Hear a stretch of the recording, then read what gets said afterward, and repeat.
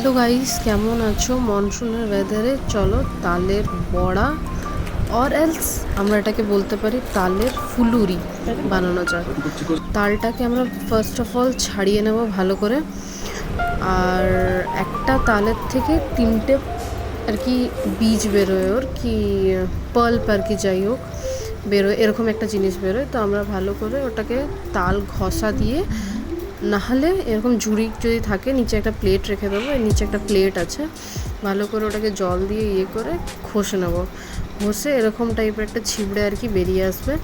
সব তালগুলোকে, সব আর কি পাল্পগুলোকে ওরকম করে ছাড়িয়ে নেব।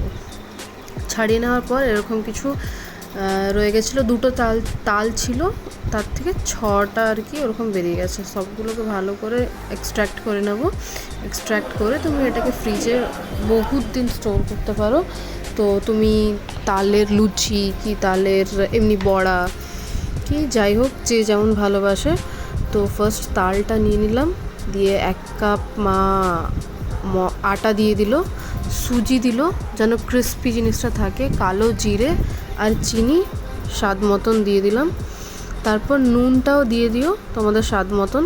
ভালো করে ওটাকে হাতটা ধুয়ে ভালো করে মিক্স করে, জল যতটা দেওয়ার পরিমাণের মতন জল দেবে, একটু কাদা কাদা করেই মাখবে, কনসিস্টেন্সি ঠিক এরকম থাকে।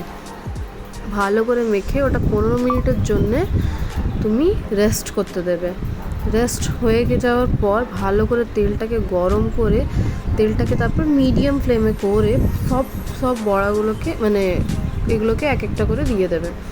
দিয়ে দেওয়ার পর তুমি এটাকে একদম লো টু মিডিয়াম ফ্লেমে রেখে ভাজবে জিনিসটাকে।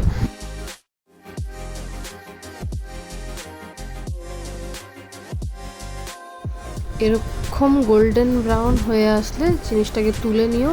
এটা ছিল ফার্স্ট ব্যাচ, সেকেন্ড ব্যাচও সেম ওরকম করে ভেজে নিও। আর রেডি।